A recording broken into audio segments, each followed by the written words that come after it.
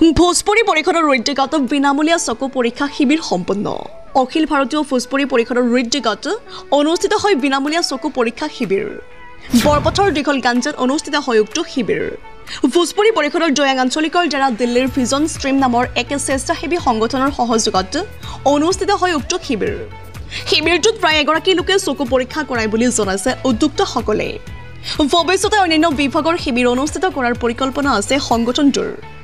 আজি আমাৰ জয়াং আঞ্চলিকৰ উদ্যোগত আৰু গোলাঘাট জিলা সমিতিৰ সৌজন্য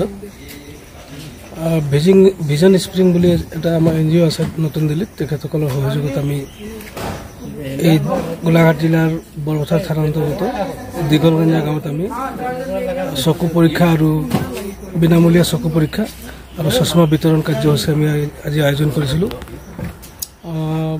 ৮৫গৰাকীমান হিতাধিকাৰীয়ে মানে উপকৃত হৈছে এইটো। আৰু জিলা সমিতিৰ আমাৰ সভাপতি সৈয়দ কুমাৰ সিং ডাঙৰীয়া, সচিব ৰামশিৱ উপাধ্যায় ডাঙৰীয়াই এই বস্তুটো সকলো হাত ধৰিছিলে। লগতে আৰু তেখেতসকলৰ আৰু জিলা সমিতিৰ যিসকল সদস্য আছে তেখেতসকলে কৰিছিলে।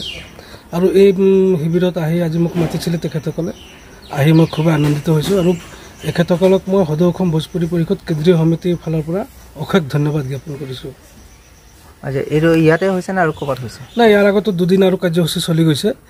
আমাৰ নওজান আঞ্চলিকতো চলি গৈছে এদিন, তাতো ৮০গৰাকীমান হিতাধিকাৰী হৈছিলে আৰু ১০৫গৰাকী হিতাধিকাৰী চুঙাজানত হৈছিলে। চব আপোনালোকে চকুৰে কেম্প কৰিছে? হয় হয়, চকুৰে কেম্প কৰি আছোঁ। আৰু অনাগত দিনত আৰু কিবা আমি মানে কি ধৰক কেম্প কৰাৰ আমাৰ হেৰি আছে, যাতে মানে আমাৰ সমাজৰ মানে ৰাইজ উপকৃত হওক। অখিল অসম ভোজপুৰী পৰিষদ গোলাঘাট জিলা সমিতি আমি 3দিনীয়াকৈ এই চকু চিকিৎসা শিবিৰ আমি আয়োজন কৰিছিলোঁ। আৰু এইটো বিনামূলীয়া আমি আয়োজন কৰিছোঁ। 11 তাৰিখে আমি নওজানত কৰাইছিলোঁ আৰু আপোনাৰ 13 তাৰিখে চুঙাজান আৰু আজি জয়াং আঞ্চলিকত আমি দীঘলগঞ্জাত আজি 95 হৈছে। ৰাইজ মানে উপকৃত হৈছে, দুখীয়া মানুহ।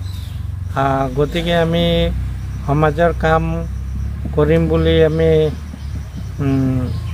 ভোজপুৰী পৰিষদ আমি গোটেই অসমতে আমাৰ সংগঠনবিলাক কাম কৰি আছে।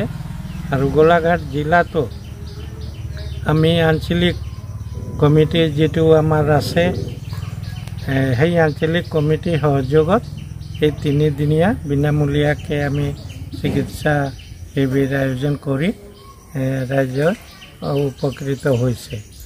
আৰু আশা কৰিছোঁ আমি অনাগত দিনতো আমি মেডিচিন ডিপাৰ্টমেণ্ট আমি বা শিশু চাইল্ড স্পেচিয়েলিষ্ট তেনেকুৱাও ডক্টৰ আমি আনিম। আৰু আমি বিনামূলীয়াকৈ দৰৱো আমি বিতৰণ কৰাম। ধনচিৰিৰ পৰা স্বপন চক্ৰৱৰ্তীৰ ৰিপৰ্ট, নিউজ 24 অসম।